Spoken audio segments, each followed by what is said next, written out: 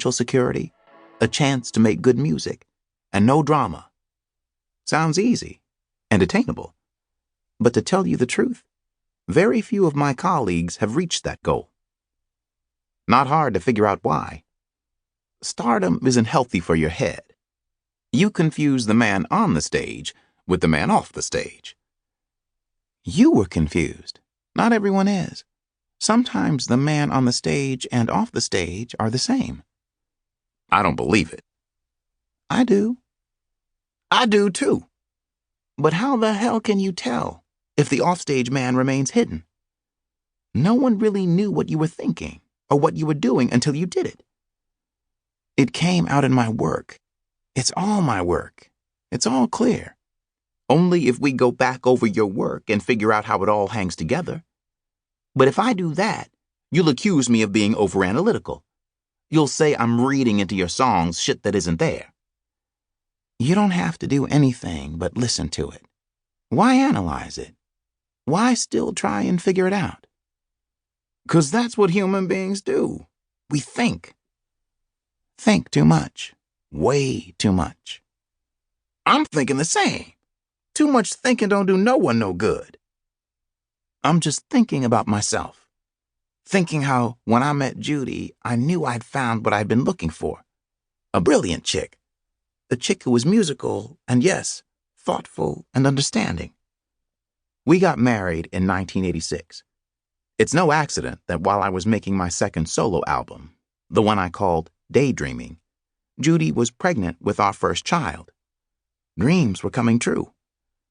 Judy was the first to see that the man on and off the stage was two separate beings. That worried her. She wasn't shy to express that worry. Worried me too. She thought too much. If I was going to get any action, I could see her getting in my way. Judy believed in Morris, not MD. She was a person who did believe in analyzing multi-layered emotions. She believed in therapy. Yet, therapy worried me. I didn't want no stranger getting up in my business. In that regard, I was with my man Prince. Don't look too deeply behind the facade. It's taken a long time to craft that facade. The facade, in fact, is a work of art. The facade is making money and bringing me something I find alluring and maybe even irresistible. Adoration.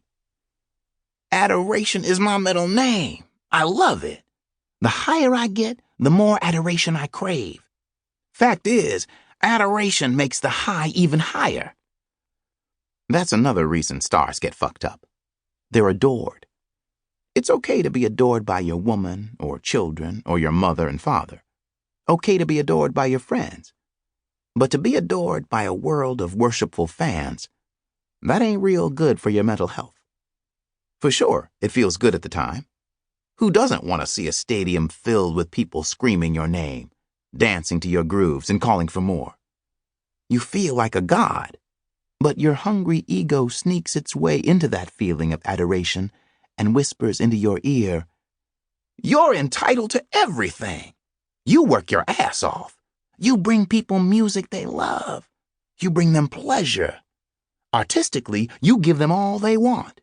In return, you can have whatever you want. You've earned it. Besides, the culture condones it. Stars are expected to have their indulgences. Stars are forgiven those indulgences. Goes with the territory. So go on an ego trip, because without your ego, you would never have achieved stardom. Stardom is ego. Stardom is MD. The more stardom, the more ego, the more adoration, the more fun. The whole thing scrambles the mind. At least it scrambled my mind. It scrambles the minds of most stars. Speak for yourself. I am. I'm confessing that it was with a scrambled mind that I made Daydreaming. I was still eager to show the world that I could be a star on my own. But you were already a star. Purple Rain made you a star. You keep saying that, and maybe it was true, but I wasn't feeling it. I was feeling I still had something to prove. Besides,